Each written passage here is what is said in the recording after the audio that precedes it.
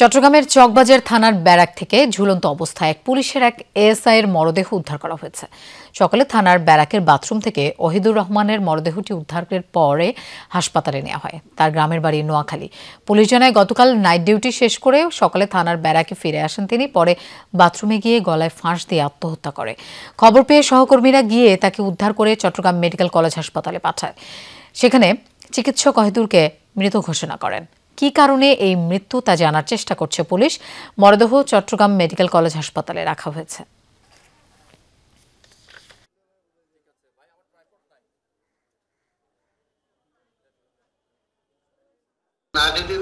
সকালবেলা বেড়াইতে আসছে 8:30টার দিকে জানতে পারছে বাথরুমে সে গলায় ফাঁস লাগিয়ে আত্মহত্যা করেছে। দর্শক, এ বিষয়ে আমরা আরো জানবো। আমাদের সাথে যোগ দিচ্ছেন সহকর্মী শহীদুল সুমন। সুমন, এ বিষয়ে সবশেষ তথ্য কি আছে আপনার কাছে?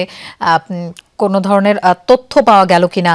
কি কারণে এই আত্মহত্যা করেছেন? আমাদেরকে আমরা বিভিন্ন সূত্রের মাধ্যমে আসলে যেটি খবর নেওয়ার চেষ্টা করেছি যে নিহত যে ওহিদুর রহমান তিনি আসলে সকালেই তিনি তার যে হাসপাতাল তার থানার যে ব্যারাক রয়েছে সেখানে তিনি তার বাথরুমে গিয়েছেন এবং পরবর্তীতে তিনি যখন ঘন্টা দুয়েকের মধ্যে আসলে বের হচ্ছে না তখন যারা অন্য সদস্যরা রয়েছেন তারা আসলে গিয়ে দেখেন তিনি সেখানে ঝুলে রয়েছেন। তার ঝুলন্ত অবস্থায় তাকে উদ্ধার করে চট্টগ্রাম মেডিকেল কলেজ হাসপাতালে যখন নিয়ে আসা হয়েছে তখন কর্তব্যরত চিকিৎসক আসলে তাকে মৃত ঘোষণা করে এবং তিনি আসলে বলছেন যে তার শ্বাসরোধের কারণে তার মৃত্যুটি ঘটেছে। তবে সেই শ্বাসরোধের যে ঘটনাটি সেটিকে তিনি নিজেই আসলে আত্মহত্যা করেছেন নাকি আসলে কেউ তাকে জোর করে তার শ্বাসরোধ করে ঝুলিয়ে দেওয়া হচ্ছে সেই বিষয়গুলো আসলে পোস্টমর্টমের পরেই অনেকটা নিশ্চিত হতে পারবে আইন শৃঙ্খলা বাহিনী কিংবা যারা চিকিৎসকরা রয়েছেন। আমরা পুলিশের বিভিন্ন মাধ্যম থানার যারা অন্য সদস্যরা রয়েছেন বিভিন্নভাবে আসলে খোঁজ নেওয়ার চেষ্টা করছি। যেটি আমরা জেনেছি সাম্প্রতিক সময়ে নিহত ওহিদুর রহমান তিনি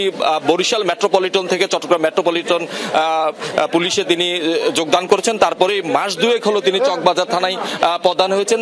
তিনি বারবারই কিন্তু আসলে তিনি চট্টগ্রাম থানায় কর্মরত থাকলেও তিনি কিন্তু একাধিকবার বরিশাল মেট্রোপলিটনে চলে যেতে তার ঊর্ধ্বতন কর্তৃপক্ষের কাছে আসলে আবেদন করেছিল। সেই আবেদন কিন্তু সাম্প্রতিক সময়ে খারিজ হয়েছে। আমরা এমনটি আসলে বিভিন্ন মাধ্যমে জেনেছি, যদিও বা এই বিষয়গুলো আইন শৃঙ্খলা বাহিনীর ঊর্ধ্বতন যারা সদস্যরা রয়েছেন তারা আসলে আমাদেরকে নিশ্চিত করেনি। তবে বিভিন্ন মাধ্যম যেটি আসলে বলছেন যে তিনি এই যে তার যে বদলিজনিত যে তার আবেদনটি ছিল সেটি আসলে খারিজ হয়ে যাওয়ার পর থেকে তিনি মানসিকভাবে কিছুটা বিপর্যস্ত ছিলেন। আমরা যতটুকু জেনেছি পুলিশ সদস্যদের মাধ্যমে তিনি 3 সন্তানের জনক।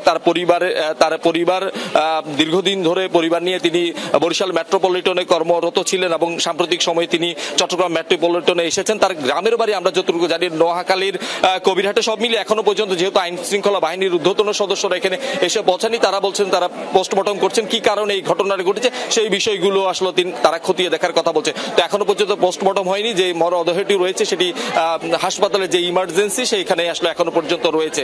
তো পরবর্তীতে লোপা আমরা যদি ঊর্ধ্বতন কর্মকর্তাদের সাথে কথা বলতে পারি নিশ্চয়ই আমরা আপনাদেরকে আপডেট যে তথ্য সেটি জানিয়ে দিতে পারবো। নিশ্চয়ই সুমন, ধন্যবাদ আমাদের সাথে যোগ দেওয়ার জন্য।